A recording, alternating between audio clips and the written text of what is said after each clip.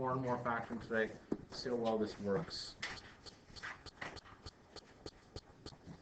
Okay, so I'm going to try and move this over forward.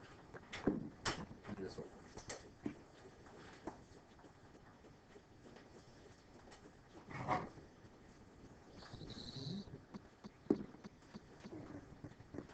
Okay, Jenna, yeah. Since you kindly volunteered, what is common between 6x y squared, negative 9x squared y, and 12x squared y squared? 3. Good. 3 is good for a number. What as far as letters, what's common? XY. Good, 3xy. Okay. All of these have 6 and 9 and 12 can all evenly be divided. Now, I'm going to just say something. I shouldn't even say this because you guys haven't done it yet. I once had a student named Albert who would say all these can divide, that's a good thing, who all 3 of those can divide by 6. He's right, but why do I not like to divide all those by 6? There would be decimals then, okay? And he would do that on every test, and he'd defend himself and say, well, yeah, when you FOIL it back out, Mr. Sadler, you get the right answer, and you will. Okay, right, but we want to keep integers, like whole numbers in there, just to make it a little bit nicer. All right, Maya, when I divide 6xy squared by 3xy, what am I left with, please? 2. 2, good for a number. As far as letters, what letters do we have? Y. 2y, wonderful. Okay. The x disappeared, right, because there's one x on the left, right, and then y times y is y squared. If you remember when we did this before, just a reminder that you should be able to distribute this, okay? So 3 times 2 is 6, x times nothing is x, and y times y is y squared. Spencer, I'd like to be brave, please do the next term. Minus 3x. Good. And using the same logic, right, 3 times minus 3 is minus 9, x times x is x squared, and y times nothing is y. All right, Noah, can you do the last term, please? So plus 4x. Wonderful. Okay. So 3 times 4 is 12, x times x is x squared, and y times y is y squared. Okay, everyone to close your eyes for a second. Don't put that on your desk. Please raise your hand if you got that. Please raise your hand if you came close and made a small mistake. Please raise your hand if you didn't even come close at all. Please raise your hand if you didn't try. Oh, you guys are lying to me. Some of you are lying to me. That's fine. Okay, let's do B here now. It says factor 2x squared minus x plus 6x minus 3. If you want a question, put a star beside. Because this is going to lead us in nicely to today and Friday's lesson. Please remember for tomorrow that we're doing EQA literacy prep. Okay, so if you're in grade 9, just don't complain. English is wonderful. And Mr. Hilliard, I hope you're watching this video. If you're in grade 9 or in grade 11, okay, you are not required to write the literacy test. I talked to the principal. He suggests that you do it to prepare yourself. But if you want to bring yourself some science work or religion work or whatever to do, you may do so as well. Okay, so, but there will not be a formal math class tomorrow. All right, so as far as this goes here, Lindsay, I'm going to put a little dotted line down the middle here. I have to say 2x squared. Okay, this is tricky. What's common between it for the left-hand side, please? X. Just x, good. What's going to be left inside the brackets? Wonderful. Tremendous, awesome. Let's make sure that everyone knows why that happened, Bailey. We said x times 2x is 2x squared. X times negative 1 is negative x. 2 and 1, there's nothing common between it, so you don't need to take anything out. All right, Calvin, you're up. Negative 6x and plus 3. What's common between negative 6x and plus 3? Negative 3. Good. What's left inside the brackets? Good. Okay. I much prefer strongly doing negative 3 because then you remember you need the brackets to match up here. That's what we want to have happen. So we can't do 3 bracket negative 2x plus 1? Okay, technically that's still fine, but the thing is, remember for the next step, we want to factor by grouping. So you're going to want to have both these brackets the same so you can pull them out. Okay? So just in general, once you get this first bracket, you want to try and force the second bracket to be the same so you can keep going from there. Then is that a question or just a yawn? Never mind. Just a yawn. Yawn is Yeah. okay. All right, Megan, I'd like to be brave, please, and give me the final answer here right now. Somebody help her, please. Should I go? Bracket 2x minus 1, bracket x minus 3. Okay, good. So what she did is she did what we call factoring by grouping. Okay, the 2x minus 1 we factor from both of them, and we're left over with an x and a minus 3. If you were not here, Alistair, and anyone else, basically what I'm doing here is I'm saying, well, let's say we have xy minus 3y. How would I factor that? Y is all that's common, okay? And you're left with x minus 3. I'm doing the same thing. Can I please go here? I'm doing the same thing here, right? I'm just pulling up the common factor of 2x minus 1 and the leftover part is x minus 3. It looks more complicated because there's brackets, but it's exactly the same process that we're doing. Okay, questions and fears about B. B is the star one because we're going to be using that a lot in this unit. I'm going to embarrass Aiden here if you don't mind. Aiden, do you mind if I tell the class what we were talking about before the class started? He's not looking at me. He doesn't even know what we were talking about. Aiden comes to me, he says, Mr. Sadler, when is our next test? And I said, I don't know. Okay, it's probably going to be not the first week after the March break, probably like the Tuesday after the, does that make any sense? Like not the immediate Tuesday after the March break, but the Tuesday after that. That's probably when it's going to be. Okay? Like a month from now? Yeah, pretty much a month from now is when it's going to be. Yeah, probably it'll be the first week of April, I think, is when it's going to be. All right. This is a big unit. There's 4 chapters in the textbook dedicated to quadratics. I'm going to change it into 2 units. Okay, so there's going to be chapters 3 and 4. I'm going to do for the first unit, and chapters 5 and 6. Next 5 and 6. All right, letter C here right now. This one is, again, I didn't put a star beside it, but considering we've done it every single day for our warm-ups, it is relatively important, okay? And especially for people who have been here for a while, okay? This is sort of a big deal. All right, Karina, you're going to be up first. I'm going to start with the y-intercept. How do you find a y-intercept, please? Set x to 0, so do y equals 2 bracket 0, take away bracket 0 plus 5. Great. So it's going to be y equals 2 bracket. Okay, so all she did there correctly, mind you, was set x to 0. Okay, that's going to give us the y-intercept. All right, Desiree, it's multiplication time. What is 0 minus 2, please? Over 2, good. 0 plus 5 is? Good. What is 2 times negative 2? Good. And what's negative 4 times 5? Good.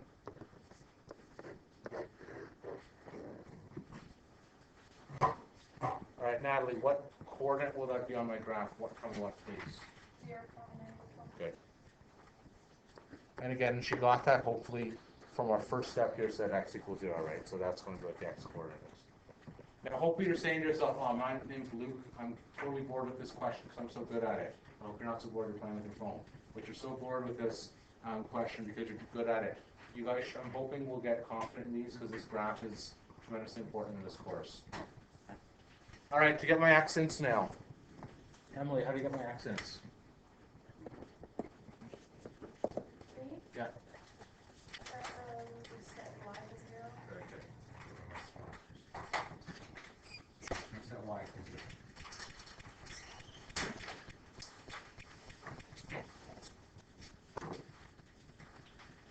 Okay, so it's going to be the same thing. But we're going to set y equals 0. So it's going to be 0 equals 2x minus 2x plus 5. Okay, Lexi, how are we going to... Oh, sorry, for that answer? Right on. No, go ahead. Could you x equals Close. x X equals 2. Because remember what we're going to say here is it's going to be the opposite of what's in there because, right, 2 minus 2 will give us 0 then. All right, Lexi, what are we going to do for the other side, please? 2 in the x because Yeah. No, not quite. negative 5. Yeah, yeah. So I'm just going to solve it like an equation here. So x is equal to negative 5. All right, Leo. If I was graphing these points, which I'm going to be doing right now, it's going to be what comma what are my points and what comma what. negative 5 and 0, negative 4. Okay, close but no. Okay. Oh, Oh, okay, almost. 0 and negative 20 is good, okay. But these are going to be two separate points. What's the y value for this going to be? 0, right? Because that's our first thing here, okay? So 2 and 0 and negative 5 and 0. So you just got to be careful for that. Okay, I'm going to graph those 3 points. Okay, as far as how low we should go, yeah, probably maybe negative 25 or so I'd probably do. Okay, so I'm probably going to count by maybe 4s or 5s for the page to go down to, right? 0 and negative 20 is another point here.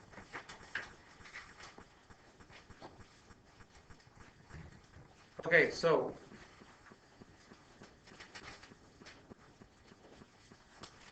here's my point. I'm going down to about negative 25, so I'm going to do a graph that looks something like this. All right, so we're going to have here 2 comma 0 is going to be over here. There's my y. I'm maybe going to count for me by 2s because I can. So I have so much graph paper.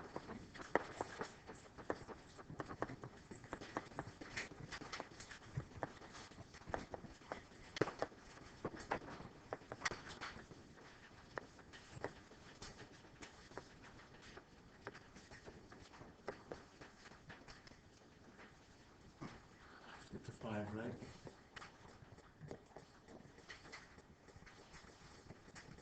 All right, Caleb, we're going to pick on you for a sec if you don't mind. This isn't a math question, it's a life question, though, this one. Considering we do this every single day on the board, what do you think that probably means to you? It might be on a. It might be on your test, okay? I really, really, really want you to be able to master this on your test, and it's no problem, okay? This is a big question, okay? If we were just to do one lesson on this and then say, yeah, 2 weeks later do it on your test, all do is wrong, no offense. Okay, right? So I'm hoping this is one that you guys get down. Yes? I don't know how to do like our scale or like how many positives we need.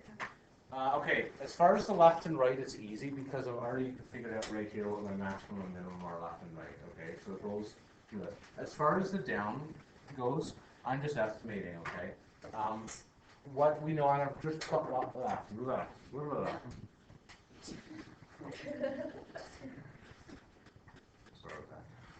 that. 2 comma 0 is there. 0 comma negative 20 is there. And negative 5 comma 0 is there. All right, so if I look at my graph, probably it's going to be somewhere down there in my vertex. I'm just sort of doing an estimate, okay? So, yeah, it has to go down a little bit lower than that, okay? So, as far as how low you should go, maybe negative 25 or so. Okay, I went bigger because my graph paper is bigger, all right? But it's just going to be an estimate for that. Okay, how are you feeling? You look like you wish you were still on summer vacation. Yes, yeah.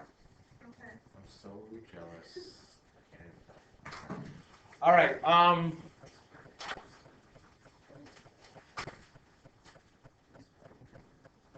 Noah, I'm very pleased. You tell me how to find our axis of symmetry. Yeah, so you can do the finger method if you want to. I'm going to do the math method though. Okay? And what that's going to be is x is going to equal 2 plus negative 5 over 2.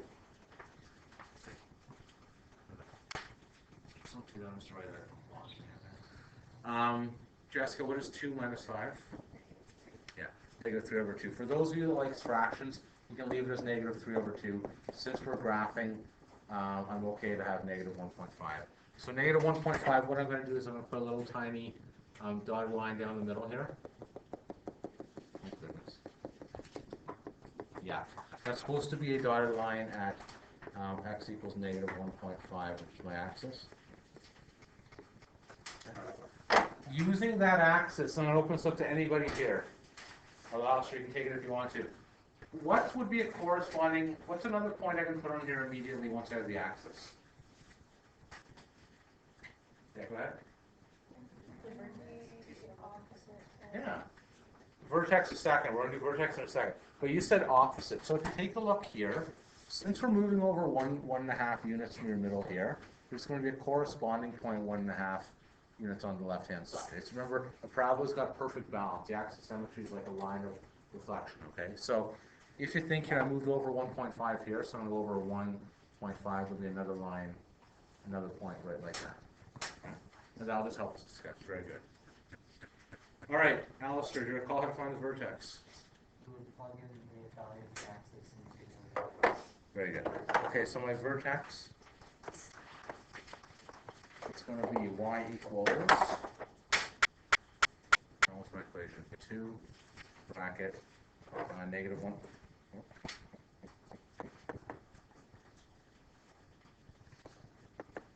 And again, remember, you guys can use a calculator. I'll do this in my head because I'm a math teacher. All right, but like it's okay to calculate out the values. That's probably what you should do. Right? And Emily is actually going to be the brave person who calculates out all this for me because I'm moving.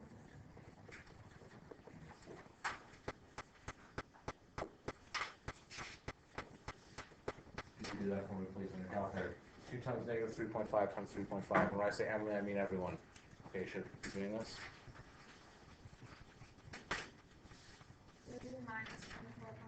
Yeah. Sounds like me.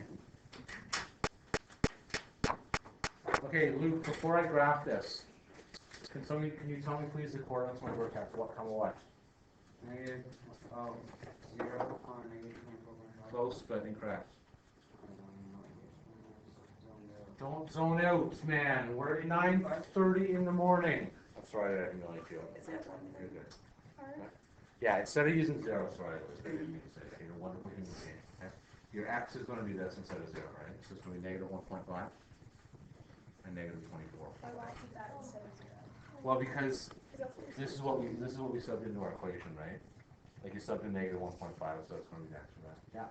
If you don't put the points on the graph, you will lose some marks for it. This point, you don't need this I point. mean, for on Where it says x equals.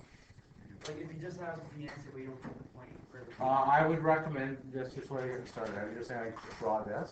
Like, because I think we already did that. That's fine. Would you lose No, that's fine. All I need to see what you're getting marked for on your graph is A, 1, 2, 3, and then your vertex 4. And it all looks the same.